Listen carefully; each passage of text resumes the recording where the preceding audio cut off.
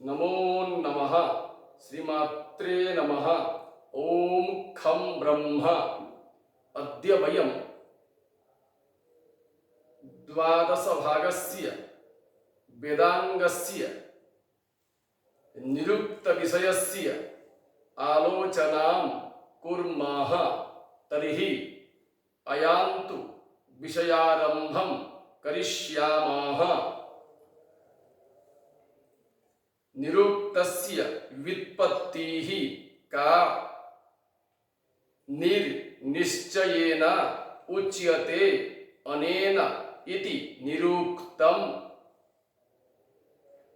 निरुक्त शब्दस्य प्रकृति प्रत्ययो कौ भवतः उपसर्गपूर्वकात्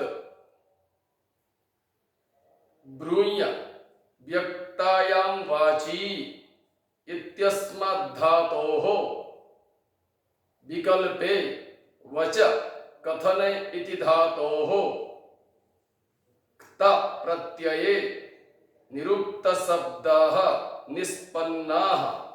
अतः निर प्लस वच प्लस क्त अथवा निर प्लस ब्रूय प्लस त इति। निरुक्तं वेदपुरुषस्य कीदृशम् अंगं भवति? श्रोत्रं भवति। मूर्तरूपेण प्रथमं कः निरुक्तं प्रणीनाय यास्काचार्यः। वैदिकपदानां व्युत्पादनं विषयः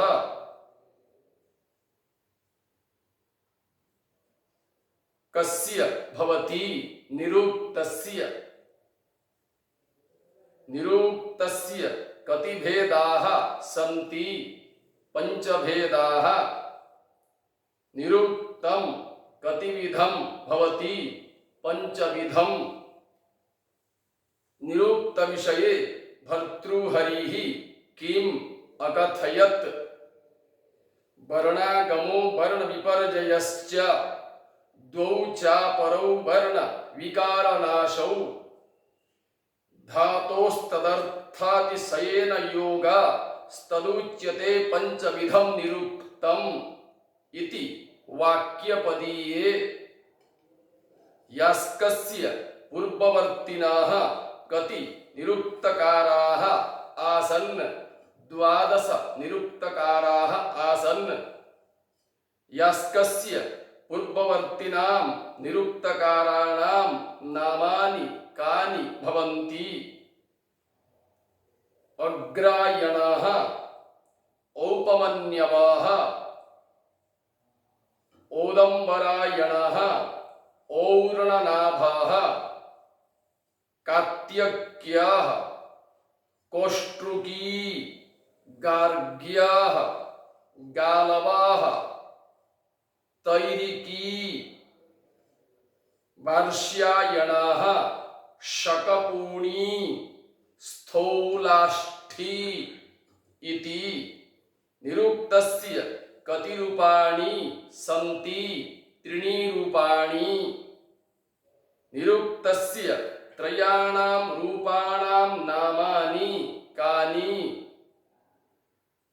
मंत्रविज्ञानं, देवविद्या, निर्वचनम् इति।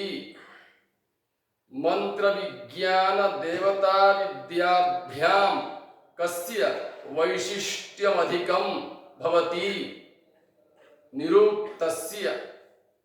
निरुक्तग्रन्थाः कति अध्यायेषु विभक्ताः? 12 अध्यायेषु। निरुक्तस्य आद्यत्रयाध्यायाः केन नाम्ना उच्यन्ते? निघण्टु नाम्ना उच्यन्ते।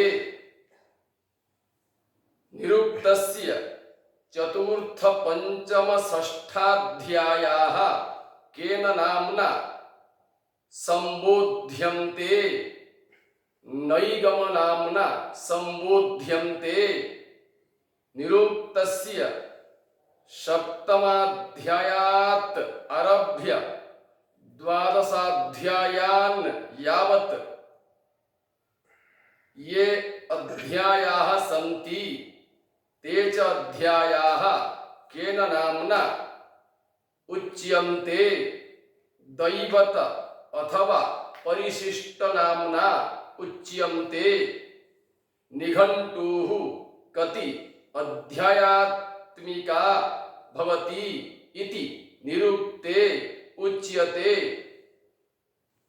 पंचाध्यायात्मिका वैदिक शब्दानां संग्रहं किं वयं वदामः निघण्टुः निघण्टौ कः विषयः भवति वैदिक शब्दानां संग्रह विषयः भवति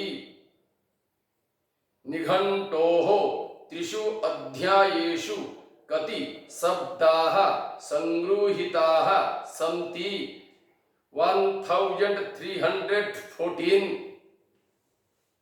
निरुक्ते चतुर्थ पंचमाध्याययोः कति शब्दाः व्याख्याताः सन्ति 230 शब्दाः दैवतकाण्डे केषाम् उल्लेखः वर्तते विभिन्न देवतानां निरुक्ते कति काण्डाः सन्ति 3 काण्डाः निरुक्ते त्रयाणां काण्डानां नामानि कानि भवन्ति निघण्टुः नैगमाः दैवताः इति अद्य एतावत् पर्यन्तं 12 भागस्य विषये वयम् आलोचनां कृतवन्तः श्वः 13 भागस्य विषये आलोचनां करिष्यामः अतः सर्वेभ्यः धन्यवादाः नमो नमः।